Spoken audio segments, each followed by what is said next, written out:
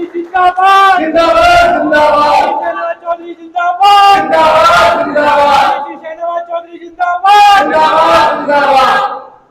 बहुत बहुत शुक्रिया, धन्यवाद। बैठ जाइए आप सब लोग भी।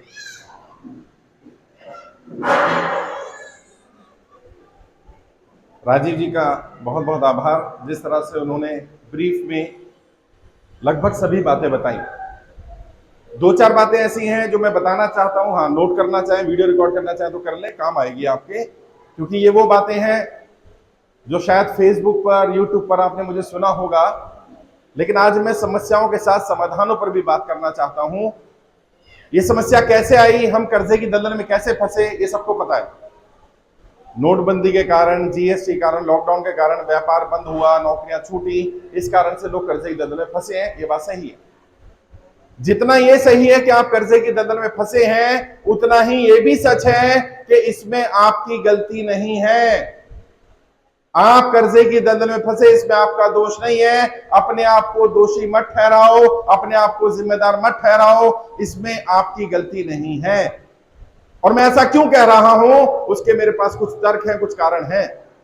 सबसे पहली बात, आपका व्यापार बंद हुआ, नौकरी छूटी, कारण क्या रहा? या तो नोटबंदी रहा, या लॉकडाउन रहा, या जीएसटी रहा।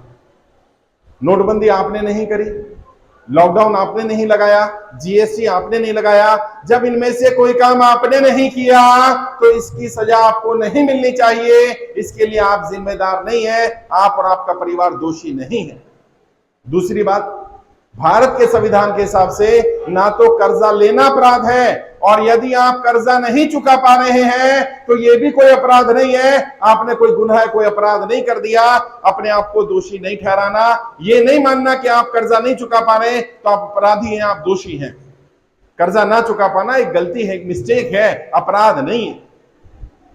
जो लोग कर्जे के कारण गलत कदम उठा रहे हैं, हम लोगों ने बहुत प्रयास किया लोगों को रोका जाए, लोग आत्महत्या कर रहे हैं उनको बचाया जाए, लाखों लोगों को बचाया भी, 1 लाख से ज्यादा लोगों को हम आत्महत्या करने से बचा चुके हैं। लेकिन इसके बावजूद भी हर दिन ऐसी मनहूस खबरें आ रही हैं, कोई ना कोई व्यक्ति, कभी ना कभी कोई पूरा परिवार कर्जे के कारण आत्महत्या कर रहा।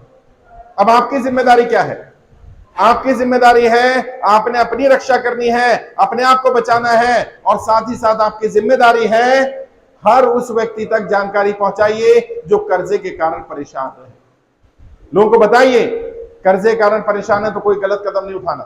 देश में कर्ज मुक्त भारत अभियान चल रहा है, अभियान पूरी तरह से निःशुल्क है और कोई जानकारी देने की जरूरत नहीं। उनको बोलिए गूगल पे सर्च कर लो, जैसे ही गूगल पे सर्च करें कर्ज मुक्त भारत अभियान, पूरी जानकारी मिल जाएगी, कोई कहीं जाने की जरूरत नहीं। और अभियान पूरी तरह से निःशुल्क है, किसी से 1 रुपया भी नहीं लिया जाएगा। पैसा तो नहीं लिया आप लोगों से? हाँ जी, पैसा तो नहीं लिया ना, कभी लिया भी नहीं जाएगा। कोई कर्जा मुक्ति के नाम पर, रजिस्ट्रेशन के नाम पर, ट्रेनिंग के नाम पर, सर्टिफिकेट के नाम पर, आपका कर्जा माफ कराने के नाम पर, सेटलमेंट के नाम पर अगर आपसे पैसा मांगता है, तुरंत उसकी पुलिस में कंप्लेन करिए। वो हमारा व्यक्ति नहीं हो सकता, हमारा व्यक्ति पैसा नहीं मांगेगा, हम निःशुल्क काम कर रहे हैं। और मैंने बार बार कहा है, लोग बहुत परेशान हैं।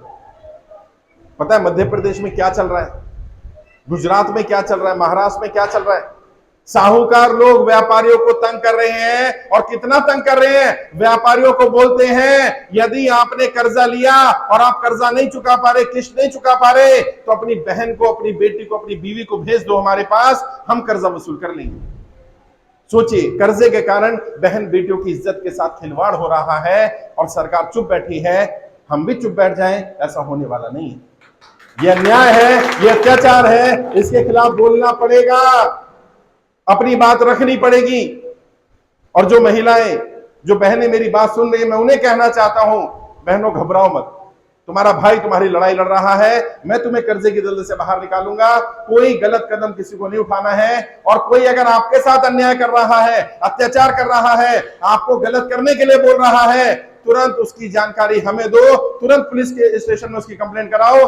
कर्जा लेने के बाद कोई आपको प्रताड़ित नहीं कर सकता। यह अपराध होगा अगर कोई आपके साथ अत्याचार करता है, अन्याय करता है। कई बहन बेटियां ऐसी हैं जिन्होंने अपने पति को, अपने पिता को बताया नहीं कि हमने बिजनेस के लिए लोन लिया है, तो उन बहन बेटियों की दिक्कत और ज्यादा है, उन्हें रोज परेशान किया जा रहा है।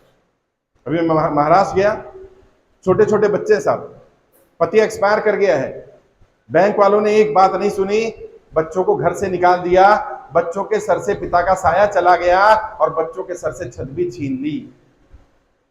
ये अन्याय है, ये अत्याचार है। और बड़े बड़े लोगों के साथ क्या हो रहा है? अभी आपने सुना होगा जी न्यूज के मालिक सुभाष चंद्रा का, मैंने रील डाली थी, वीडियो बनाया था, 37,000 करोड़ रुपए लोन माफ किया गया। 37,000 करोड़। कितना? 37,000 करोड़। अच्छा, यहां कोई है जिसके ऊपर 1,000 करोड़ का कर्जा है कोई? 500 करोड़ वाला तो होगा, 100 करोड़ वाला है कोई? नहीं हो। कितना लोन है? 2 लाख, 5 लाख, 10 लाख, 20 लाख, 50 लाख, इसी रेंज का है ना? अरे उनका लाखों करोड़ रुपए, हजारों करोड़ रुपए माफ कर रहे हो यार, इन आम इंसानों का लाख, 2 लाख, 5 लाख, 10 लाख का माफ कर दो। क्या समस्या आ रही है? और क्या बोला गया? हमने उनको हेयर कट दिया। 48,000 करोड़ का लोन था, उसमें से 37,000 करोड़ माफ कर दिया, 80% का हेयर कट दे दिया। मानो आपने 10 लाख रुपए लोन लिया और आपका 8 लाख माफ हो जाए और 2 लाख के लिए 6 महीने का समय मिल जाए, स्वीकार कर लोगे? यही तो हम चाह रहे हैं। और ऐसा तो नहीं ना सुभाष चंद्रा को जो राहत दी होगी वो बिना किसी नियम के दे दी होगी। कोई नियम होगा, कोई कानून होगा। जिस नियम कानून में उनको राहत दी है, उसी नियम कानून से आम जनता को भी राहत दे दो। जनता भी तो आपकी ही है। ऐसा तो नहीं ना जनता ने सपोर्ट नहीं किया। यहां बहुत सारे लोग होंगे जिन्होंने सपोर्ट किया नरेंद्र मोदी को, जिन्होंने वोट दिया होगा। मेरी किसी पार्टी, किसी नेता से लड़ाई नहीं है। मैं तो नरेंद्र मोदी जी से कहता हूं, सबसे पहले भारतीय जनता पार्टी के समर्थकों को कर्जा माफ कर दो यार, इसमें क्या समस्या आ रही है? अपने समर्थकों को तो माफ कर दो, लेकिन समस्या क्या है? समर्थकों का भी नहीं माफ करना। दिक्कत क्या है? सिर्फ बड़े बड़े लोगों का है, 10, 20, 100 अमीरों का कर्जा माफ करना है। तो भैया नरेंद्र मोदी सिर्फ अमीरों के प्रधानमंत्री हैं, आम जनता के प्रधानमंत्री नहीं है क्या? उन्होंने पैसा दिया आपको सरकार बनाने के लिए, क्या जनता ने वोट नहीं दिया? और क्या वोट मांगने नहीं आओगे? फिर आना पड़ेगा। और अभी आने वाले वो लोग, चुनाव है 2024 का। मैं पॉलिटिकल ट्रेनर हूं, मैं राजनेताओं को ट्रेनिंग देता हूं, मैं इनकी नब्ज अच्छी तरह जानता हूं। इनकी एक ही नब्ज है, वोट। जब इन्हें लगता है इनका वोट खिसक रहा है, जब इन्हें लगता है ये चुनाव हार सकते हैं, ये तुरंत तुम्हारी बात सुन लेंगे। तो अब क्या होगा? वो नेता आएंगे, उनसे बोलना भैया हमारी किसी नेता, किसी पार्टी से लड़ाई नहीं है, ये बताओ जनता का कर्जा माफ करोगे या नहीं करोगे? जो जनता का कर्जा माफ करेगा हम उसका साथ देंगे, और जो कर्जा माफ नहीं करेगा हम उसका साथ नहीं देंगे। ये संदेश जाना चाहिए। हमारी किसी पार्टी, किसी नेता से लड़ाई नहीं। और वो बांटेंगे तुम्हें, वो बांटेंगे तुम्हें धर्म के नाम पर, वो बांटेंगे तुम्हें जाति के नाम पर। तुम अड़े रहना, तुम्हारा एक ही धर्म है। कौन सा धर्म? हम कर्जे वाले हैं। हमारी एक ही जाति है। कौन सी जाति? हम कर्जे वाले हैं। वो बांटेंगे तुम्हें, तुम अड़े रहना कि भैया हमें धर्म जाति में ना बांटा जाए, हम तो कर्जे वाले हैं, हमारा कर्जा माफ करोगे कि नहीं करोगे बता दो। कर्जा माफ कर दोगे तो हम साथ दे देंगे, नहीं माफ करोगे हम साथ नहीं देंगे।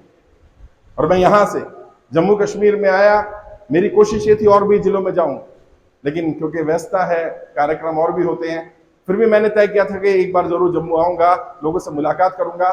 बहुत कॉल्स आ रहे हैं, बहुत फोन कॉल्स है। और अभी आपको पता है कितने लोग जुड़े हैं जम्मू कश्मीर में हमारे साथ? लगभग 13,000 लोग जुड़े हुए हैं। 13,000। और ये 13,000 लोग नहीं है, 13,000 परिवार हैं। एक एक परिवार में 10-10 परिवारों के साथ कनेक्शन है, यानी ये लाखों लोगों की संख्या है। आज लेटेस्ट की बात करूं तो लगभग 9,10,000 ज्यादा लोग आवेदन कर चुके हैं, और हमारी कोशिश 10 लाख लोगों का आवेदन हो जाने पर आप सबकी जानकारी सुप्रीम कोर्ट लेकर जाने की। अब अगली लड़ाई सुप्रीम कोर्ट में लड़ी जाएगी। हमारी लीगल टीम के हेड बैठे हुए दीपांशु जी, वो भी इसके बारे में जानकारी देंगे। मैंने तय किया है कि सरकार से, प्रधानमंत्री से तो हम बात कर ही रहे हैं, प्रधानमंत्री अगर जवाब नहीं देंगे तो हमें सुप्रीम कोर्ट का रास्ता अपनाना पड़ेगा। जनहित याचिका लगाई जाएगी। और अभी आपको जनहित याचिका में आने की जरूरत नहीं है, लेकिन आप सभी लोग अपना एक पत्र तैयार कर लो। 4-5 पेज का एक लेटर लिखो, हिंदी में लिखो, इंग्लिश में लिखो, उर्दू में लिखो, जो भाषा तुम्हें आती है उसमें लिखो। और उस पत्र में क्या लिखना? उसमें बताना तुम कर्जे की दलदल में कैसे फंसे, व्यापार करते थे, नौकरी करते थे, क्या काम करते थे, कितनी सैलरी थी, कितनी इनकम थी, कितना स्टाफ था, क्या दिक्कत आई, नोटबंदी ने क्या करा, जीएसटी ने क्या करा, लॉकडाउन के कारण क्या दिक्कत आई, सारा विस्तार से लिखना। अब परिवार में कितने सदस्य हैं, कमाई कितनी है, सरकार से क्या मदद चाहते हो वो भी लिखना, और उस लेटर की कम से कम 3-4 कॉपी मेरे एड्रेस पर भेज देना। दिल्ली का मालवीय नगर का एड्रेस है मेरा, अब्बास जी आपको एड्रेस दे देंगे। एक कॉपी मैं आपकी लगाऊंगा सुप्रीम कोर्ट में जो पीआई लग रही है वहां पर, एक कॉपी को भेजूंगा प्रधानमंत्री कार्यालय में, एक कॉपी को भेजूंगा आरबीआई के गवर्नर को, एक कॉपी मैं अपने पास रखूंगा, ताकि सरकार ये ना कहे कि हमें जानकारी नहीं है। उन्हें सुननी पड़ेगी हमारी बात। और जो यहाँ माताएं बहनें बैठी हैं और जो हम सब भी जानते हैं, एक दूध पीता बच्चा जो बोलता नहीं है, एक माँ भी अपने बच्चे को तब तक दूध नहीं पिलाती है साहब जब तक वो रोता नहीं है। दूध पीता बच्चा है ना, माँ को कैसे पता चला भूख लग रही है उसको? रोएगा तभी ना। तो सरकार तो माई बाप है, सरकार को कैसे सपना आएगा क्या? अगर नरेंद्र मोदी जी, निर्मला सीतारमन जी किसी की मदद भी करना चाहे तो उन्हें कोई सपना नहीं आएगा कि जम्मू कश्मीर में कोई व्यापारी, कोई नौकरी करने वाला परेशान बैठा है, उसकी जानकारी सरकार तक पहुंचानी पड़ेगी। और वही काम मैं कर रहा हूं। आप लोगों ने, जिन लोगों ने भी फॉर्म भरे हैं, आपकी जानकारी प्रधानमंत्री कार्यालय भेजी गई है और आपको आज कर्जा मुक्ति का प्रमाण पत्र भी दिया जा रहा है। और ये प्रमाण पत्र, ये एक हथियार है साहब, ये हथियार है प्रमाण पत्र। प्रमाण पत्र आगे क्या? हाँ दिखा दो, बैठ जाओ। अभी प्रमाण पत्र मैं दिखा भी देता हूं। ये है प्रमाण पत्र, इसमें आपका नाम लिखा जाएगा, फाइल नंबर लिखा जाएगा, कहां रहते हो वो लिखा जाएगा, फादर्स नेम, हस्बैंड नेम लिखा जाएगा, और इसमें लिखा गया है कि इनकी फाइल प्रधानमंत्री कार्यालय भेज दी गई है। जब तक सरकार की तरफ से कोई जवाब नहीं आता तब तक बैंक वाले, रिकवरी वाले, एनबीएफसी वाले इस व्यक्ति को परेशान ना करें, इसे समय दे दिया जाए। और ये प्रमाण पत्र बहुत काम आ रहा है साथियों। इसका इस्तेमाल कैसे करना वो भी बता रहा हूं मैं। आपने क्या करना है, सबसे पहले जो आपने लेटर लिखा है, एक लेटर बैंक को भी लिखना है। अगर एनबीएफसी से पैसा लिया उसको लिखना है, अगर साहूकार से पैसा लिया उसको लेटर लिखना है, और लेटर में पूरी कहानी लिखनी है। पैसा क्यों लिया था, क्या काम के लिए लिया था, क्या दिक्कत आई, क्यों नहीं दे पा रहे, और फिर एक लाइन लिखना, मैंने कर्जा माफी के लिए अपना आवेदन प्रधानमंत्री कार्यालय में भेजा है, मेरा प्रमाण पत्र भी आ गया है और उसकी कॉपी भी मैं लगा रहा हूं। जब तक सरकार की तरफ से जवाब नहीं आता कम से कम तब तक का समय दे दिया जाए। अभी मिल रहा है समय। एक साथी कोर्ट लेके चला गया, इसको घर सील होना था उसका। जज साहब से उसने रिक्वेस्ट करी, जज साहब मेरा घर सील होने वाला है लेकिन मैंने प्रधानमंत्री कार्यालय में आवेदन किया है, मुझे 6 महीने का समय दिला दो। जज साहब ने बैंक के वकील को पूछा, भाई इनको 6 महीने का समय देने में क्या दिक्कत है, तुम क्या करोगे, ऑक्शन करोगे ना? ऑक्शन 6 महीने बाद कर लेना, 6 महीने में बैंक बंद तो नहीं हो जाएगी ना? क्या पता 6 महीने में सरकार की तरफ से जवाब आ जाए, और जवाब आ जाए, इसका लोन माफ हो जाए और तुमने इसका घर बेच दिया हुआ तो घर वापस कहां से दिलाएंगे? और तुरंत जज ने 6 महीने का समय दिया। प्रमाण पत्र की कम से कम 10 कॉपी करा लेना, कलर। ओरिजिनल को अपने घर में रखना, क्योंकि जब लोन माफी होगा तो ये ओरिजिनल चाहिए होगा। कलर कॉपी लगाते रहना, जहां पर भी एप्लीकेशन भेजो वहां कॉपी लगाते रहना। फिर भी कोई दिक्कत आए तो अब्बास जी उनसे मिल लेना, हमारी टीम से संपर्क कर लेना। हम सब लोग आपकी लड़ाई लड़ रहे हैं, आपकी मदद करेंगे। मैं बार बार कह रहा हूं, मैं आपका भाई, आपका दोस्त, आपका बेटा, जो आप बोलना चाहो, मैं आपकी लड़ाई लड़ूंगा। मैं एक एक व्यक्ति का 1-1 रुपया कर्जा उतरवाऊंगा। कर्जा आप पर नहीं है, कर्जा मुझ पर है, ये मेरी जिम्मेदारी। बस गलत कदम नहीं उठाना। कर्जा आज नहीं तो कल उतर जाएगा, लेकिन मानो जो व्यक्ति दुनिया में नहीं रहा तो व्यक्ति को कैसे वापस लाऊंगा यार? 2, 4, 5, 10 साल खराब हो जाने का मतलब पूरा जीवन खराब हो जाना नहीं है। 10-20 साल खराब हो गए तो कोई बात नहीं, आने वाला समय अच्छा आएगा। और कर्जा तो माफ कराएंगे ही, आपकी आर्थिक स्थिति ठीक करने का भी प्रयास करेंगे ताकि आप अपने पैरों पर खड़े हो जाए। कई लोग कह रहे हैं आप तो बेईमानों के साथ हो, आप तो डिफॉल्टरों के साथ हो। मैं बताऊं, कर्जा मुक्ति अभियान में एक भी व्यक्ति बेईमान नहीं जुड़ा साहब। यहां जितने लोग बैठे, मैं आपसे पूछना चाहता हूं, ईमानदारी से बताना, क्या पैसा मारना चाहते हो कि पैसा चुकाना चाहते हो? वो ये जो मारना चाहता है, चुका क्यों नहीं पा रहे? स्थिति ठीक नहीं है। अच्छा, अगर स्थिति ठीक हो जाए, पैसा आ जाए तो दे दोगे? यही तो मैं भी कह रहा हूं। जिनकी स्थिति सही होगी ना, भारत में कोई एक दिन भी पैसा रखना नहीं चाहता साहब। वो नहीं चाहता घर पे आकर के कोई इसको बोले। दिक्कत क्या है? कमाई का साधन नहीं है। कोई एक व्यक्ति भी बेईमान नहीं है। और बेईमान आदमी सरकार से माफी के लिए आवेदन नहीं करता है। बेईमान आदमी आकर के इकट्ठा नहीं होता है। बेईमान आदमी को तो डर लगता है कि मैंने गलत किया है। इसलिए यहां जितने लोग भी कर्जा मुक्ति अभियान में जुड़े हैं वो सब जेन्युइन लोग। लेकिन तुम्हें एक काम और करना है। कई लोग कह रहे हैं मैं आपकी क्या मदद कर सकता हूं? मुझे कोई मदद नहीं चाहिए, ना आर्थिक रूप से मदद चाहिए, ना कोई मदद चाहिए। एक काम कर दो बस। मैं आज जम्मू में आ गया, लेकिन मैं तुम्हारे गली मोहल्ले में नहीं आ सकता। तुम जा सकते हो, रोज जाते हो ना अपने मोहल्ले में। अपने अड़ोस पड़ोस में कम से कम 100 लोगों को बताओ देश में कर्ज मुक्त भारत अभियान चल रहा है और अभियान निःशुल्क है। कर्जे के कारण कोई गलत कदम नहीं उठाना, बस इतनी जानकारी दे दो। आज ये 9 लाख लोग हैं, अगर हर व्यक्ति ने 100 लोगों को जोड़ लिया तो ये 9 करोड़ हो जाएंगे। और 9 करोड़ का मतलब समझते हो, अगर एक एक व्यक्ति ने 10-10 वोट भी इनके खिलाफ डलवाए, एक वोट नहीं मिलेगी साहब इनको। इन्हें वोट का ही डर है ना। इन्हें मैं बता देना चाहता हूं, अगर जनता का कर्जा माफ नहीं किया तो जनता आपका साथ देने वाली नहीं है। इन्हें समझ में आ जाना चाहिए वाली बात।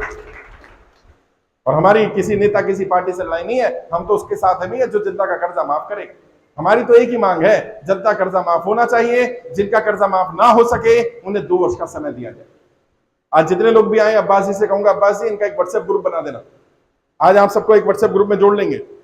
अब क्या करना है, मान लो भाई साहब क्या दिक्कत आ गई, कोई रिकवरी वाला परेशान कर रहा है, देखो 100-150 लोग है ना, एक साथ पहुंच जाओ उनके घर, ओए कैसे परेशान कर रहा है मेरा भाई है ये। अच्छा उनको दिक्कत आई, फिर उनके यहाँ सब पहुंच जाओ। किसी की हिम्मत नहीं होगी बैंक वाले की कि उनको परेशान कर दे। और अभी क्या करेंगे हम लोग, डीएम के यहाँ जाएंगे। डीएम ही देता है ना नोटिस प्रॉपर्टी सील करने का, प्रॉपर्टी ऑक्शन करने का। हम ग्रुप बना करके डीएम के यहाँ जाएंगे और उनको एक डेलीगेशन लेकर के आएंगे, लेटर देंगे डीएम को कि भाई कम से कम जब तक सरकार की तरफ से कर्जा माफी का निर्णय नहीं आ रहा तब तक किसी की प्रॉपर्टी को सील ना किया जाए। और जो लोग भी ऑक्शन में प्रॉपर्टी खरीदते हैं, ऐसे सभी लोगों को मैं बता देना चाहता हूं, अगर आपने इलीगल तरीके से किसी की प्रॉपर्टी खरीद भी ली होगी ना, उसकी प्रॉपर्टी वापस करवाई जाएगी। आप किसी की प्रॉपर्टी हड़प नहीं पाएंगे। प्रॉपर्टी हड़प नहीं दी जाएगी साहब। तो किसी का ऑक्शन भी हो जाए तो घबराना मत, किसी की प्रॉपर्टी भी ले जाए तो घबराना मत, उसकी प्रॉपर्टी वापस कराएंगे। यार कैसे कैसे घर बनता है, कितनी मुश्किलों से व्यक्ति कमाई करता है और 1 मिनट नहीं लगाते ये लोग घर को बेचने में, घर को सील करने में। ये लूट है, ये लूट बंद होनी चाहिए। बाकी घबराने की जरूरत नहीं है। दिक्कत आ रही है, परेशानी मुझे भी मालूम है। मैं भी लगभग 1-1.25 साल हो गया, लगभग 15 महीने से ज्यादा हो गए इस आंदोलन को चला रहा हूं। कुछ काम नहीं करते हम। और मेरे ऊपर कर्जा नहीं है, राजीव जी पर कर्जा नहीं है, दीपांशु जी पर कर्जा नहीं है, अब्बास जी पर कर्जा नहीं है, हरमन जी पर कर्जा नहीं है, हम में से किसी पर कर्जा नहीं है। हम आपकी लड़ाई लड़ रहे हैं, आपको भी अपनी लड़ाई लड़नी पड़ेगी। कई बड़े व्यापारी हैं, जम्मू के भी एक बड़े व्यापारी हैं, 13.5-14 करोड़ का लोन है उनके ऊपर। उनका फोन आया, वो कहते साहब कर्जा है, दिक्कत चल रही है, सारी प्रॉपर्टियां मॉर्गेज हैं, लेकिन मैं पब्लिकली आ नहीं सकता सबके सामने, मेरी इज्जत खराब हो जाएगी। मैंने कहा भैया जब बैंक आपकी प्रॉपर्टी नीलाम कर देगा तब भी तो इज्जत खराब हो जाएगी ना यार। उस मनोज दिन का इंतजार क्यों कर रहे हो, आ जाओ। तुमने कोई अपराध थोड़ी कर दिया, कोई अपराध नहीं किया, तो उन व्यापारियों को भी बताओ कि भैया तेरी गलती नहीं है, घबरा मत, आ गया सामने आ, हम इतने लोग अकेले नहीं है। और यहां तो इतने आए ना, आप में से कोई रामला मैदान गया था, दिल्ली गए थे, कितने लोग थे वहां पर भैया, कितनी संख्या थी? लगभग 2.5-3 लाख लोग थे सामने। 2, 4, 5, 10 लोग होते हैं तो हो सकता है उनकी गलती हो, 2.5-3 लाख लोग गलत नहीं हो सकते। यानी कि सरकार की गलत नीतियां ही जिम्मेदार है। और वह पैर रखने की जगह नहीं थी साहब ग्राउंड में। पुलिस वालों ने रोक दिया था, एंट्री बंद कर दी थी क्योंकि अंदर जगह नहीं बची थी। हम सर्टिफिकेट बांटना भी चाहते थे लेकिन वहां दिक्कत हो गई थी। बट कोई बात नहीं, आज मैं आपके बीच आया, शायद नियति यही चाहती थी। और देखो मैं मानता हूं कोई ताकत है जो सिस्टम चल रहा है, उसे खुदा कहो, भगवान कहो, अल्लाह कहो, वाहेगुरु कहो, कुछ भी कह लो, कोई ताकत है जो सिस्टम चला रही है, उस पर भरोसा करो। अगर तुम्हारी नियत सही है, अगर तुम्हारी सोच सही है, तुम्हारा विचार सही है, तुम सही उद्देश्य के लिए काम कर रहे हो, तो वो परमपिता परमात्मा, वो खुदा, वो भगवान, वो वाहेगुरु, वो अल्लाह, वो तुम्हारी मदद जरूर करेगा। नियति तुम्हारा साथ जरूर देगी, हम जरूर सफल होंगे। इस लड़ाई को अंत तक लेकर जाना है। जैसे मैंने कहा हम सुप्रीम कोर्ट में PIL लगाने जा रहे हैं। आप सब लोग अपने लेटर भेज देना, आपके लेटर भी लगा दूंगा उसमें। अभी आपको दिल्ली आने की जरूरत नहीं है, लेकिन अगर जरूरत पड़ी, सुप्रीम कोर्ट बुलाने लग गया, तो अब दिल्ली भी आना पड़ेगा साहब। आ जाएंगे?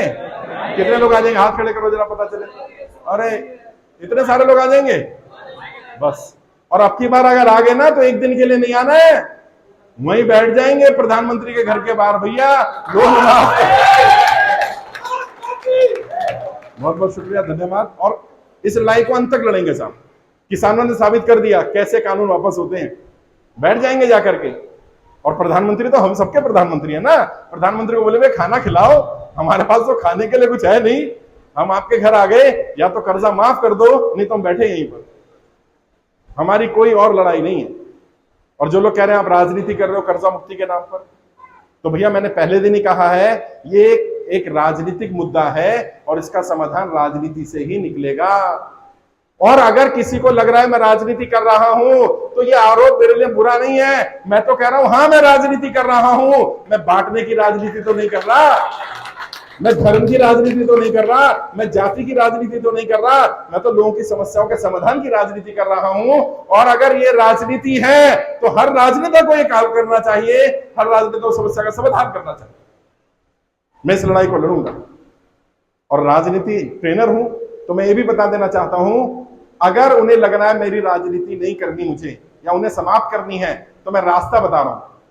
जो व्यक्ति मुद्दों के आधार पर राजनीति करता है उसका अगर मुद्दा समाप्त कर दो तो राजनीति समाप्त हो जाती है। अगर सरकार चाहती है कि मैं राजनीति ना करूं तो क्या करो, इन सबका कर्जा माफ कर दो, ना मैं राजनीति करूंगा ना ही मैं आना पड़ेगा। सीधी सी बात है भैया, और कोई विकल्प नहीं है हमारे पास। मैं जानता हूं, मैं नेताओं को अच्छी तरह जानता हूं, मैं पिछले 17 साल से यही काम कर रहा हूं, मुझे मालूम है कि इनकी नब्ज कहां जाएगी। कई लोग कह रहे हैं मुझे, कल भी मैं पठानकोट में था, एक व्यक्ति आए बड़े सीनियर 60-65 वर्ष की उम्र थी, उन्होंने कहा चौधरी साहब आपने टाइमिंग बड़ी बढ़िया चुनी मुद्दे की।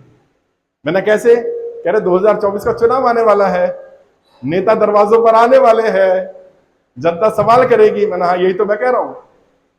मैंने बहुत सोच समझ के प्लानिंग के साथ तय किया था कि प्रधानमंत्री अगर मेरी बात नहीं मानेंगे तो मुझे जनता के बीच जाना पड़ेगा। और कई लोग कह रहे हैं आप तो पैसा लेने की कोशिश कर रहे हो, आप तो लोगों से हड़पने की कोशिश कर रहे हो। तो मैंने उन्हें कहा भैया मैं तो 1 रुपया भी नहीं लिया किसी से, ये सर्टिफिकेट भी ये पैसे का आया होगा ना, कुछ तो कॉस्ट होगी ना इसकी, 5 रुपया 10 रुपया, आपसे तो 1 रुपया भी नहीं लेना मैं। तो जिसको पैसा कमाना होगा उसके लिए बहुत सारे तरीके हैं, ये पैसा कमाने का काम नहीं है, ये लोगों की मदद करने का, लोगों की सेवा का काम है। और जब आप सेवा करते रहोगे तो कमाई होगी। कौन सी कमाई? दुआएं मिलेंगी। और मेरी असली कमाई वो दुआएं, वो प्यार है जो आप लोगों से मिल रहा है। कई बहनें आती हैं, कई भाई आते हैं, गले लग जाते हैं, रोने लगते हैं, कहते हैं साहब आपके रूप में एक मसीहा मिल गया, एक ऐसा व्यक्ति मिल गया जिसने जीने की राह दे दी। मैं तो दुनिया में जिंदा ही नहीं रहता, मैं तो मर जाता अगर आप नहीं होते। आज आपने एक भरोसा, एक विश्वास दिला दिया है, मैं कोई गलत कदम नहीं उठाऊंगा। साथियों बस यही प्यार, यही भरोसा, यही विश्वास चाहिए, मुझे और कुछ नहीं चाहिए। और मैं आऊंगा दोबारा तुम्हारे यहाँ, ये खुशखबरी लेकर आऊंगा कि कर्जा माफ हो गया, तब दिवाली बनाएंगे, तब सेलिब्रेट करेंगे। लेकिन जो नारा मैंने रामला मैदान से दिया, वो नारा देश के हर गली, हर मोहल्ले, हर चौक, हर चौराहे तक पहुंचना चाहिए। उस नारे को दोहराएंगे। क्या नारा था? मैं कहूंगा जनता का कर्जा माफ, और आप बोलेंगे करना पड़ेगा। हाँ जी, जनता का कर्जा माफ, जोश, एनर्जी, ऊपर जो बैठे हो, जो इधर उधर है, सबको आवाज जाए, जनता का कर्जा माफ, जनता का कर्जा माफ, जनता का कर्जा माफ, जनता का कर्जा माफ, जनता का कर्जा माफ करना पड़ेगा। और कोई विकल्प नहीं है, जनता का कर्जा माफ करना ही पड़ेगा, और कोई विकल्प नेताओं के पास नहीं। बहुत बहुत शुक्रिया, आभार। आपके सर्टिफिकेट रेडी हो रहे हैं, जिन लोगों के रेडी हो गए होंगे उनके सर्टिफिकेट मैं दिलाऊंगा। हमारे बीच में पंजाब के प्रदेश अध्यक्ष धर्मेंद्र सिंह हरबंस जी भी आए हुए हैं, दीपांशु शर्मा भारती जी हमारे लीगल टीम के हेड है, वो भी आए हुए हैं। मैं चाहूंगा कार्यक्रम को आगे बढ़ाएं, वो भी दो बात अपनी रखें, अपने विचार रखें, फिर आप सबसे मुलाकात करेंगे। मैं जब आ रहा था कई लोग कह रहे थे सर आपके साथ फोटो लेनी है, सेल्फी लेनी है। भाई मैं आपके बीच में आ जाऊंगा, वहीं ले लेना फोटो, कोई दिक्कत नहीं। मैं तुम्हारा अपना हूं यार, मैं तुम्हारा अपना हूं। तुम भाई बोलो, दोस्त बोलो, बेटा बोलो, साथी बोलो, जो भी बोलो, मैं तुम्हारे साथ। मैं लड़ाई लड़ूंगा और अंत तक इस लड़ाई को अंजाम में पहुंचाएंगे। बहुत बहुत शुक्रिया। जय हिंद, जय भारत।